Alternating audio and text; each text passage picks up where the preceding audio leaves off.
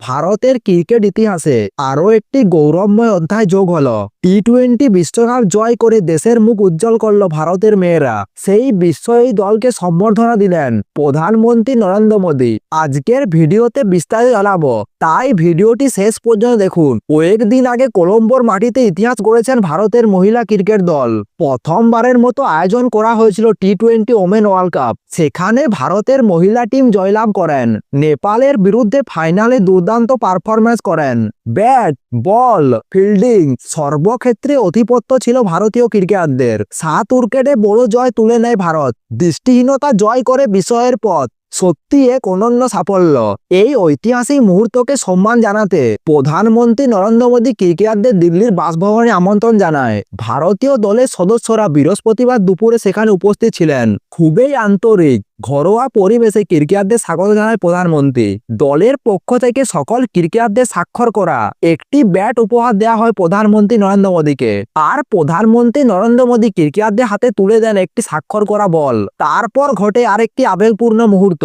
প্রধানমন্ত্রী নিজের হাতে সেই ক্রিকেটারদের লাড্ডু খাওয়ান। পুরো ঘর যেন আনন্দে ভরে যায়। ক্রিকেটাররা জানান মোদীর এই উষ্ণতা তাদের হৃদয় ছুঁয়ে গেছে। তারপর ক্রিকেটারদের সঙ্গে কিছুক্ষণ কথা বলেন প্রধানমন্ত্রী। তারা মাঠের অভিজ্ঞতা, কঠিন মুহূর্ত, দলগত মনোভাব সব ভাগ করে নেয় প্রধানমন্ত্রীর সঙ্গে। সেদিন যেভাবে মহিলা ক্রিকেটারদের গল্প শুনছিলেন, এদিনও মন দিয়ে শুনেন ক্রিকেটারদের কথা। বিশ্বকাপ জয়ের পর এক স্যান্ডেল টুইটে প্রধানমন্ত্রী লিখেছেন, দৃষ্টিহীন মহিলাদের প্রথম টি-20 বিশ্বকাপ জিতে ইতিহাস তৈরি করার জন্য ভারতীয় দলকে অনেক শুভেচ্ছা। গোটা প্রতিযোগিতায় তারা ভালো খেলেছেন। কঠোর পরিশ্রম, জেদ ও দলগত সাফল্য এটাই একটা বড় উদাহরণ। এবার সেই শুভেচ্ছা বাস্তবে রূপ পেল।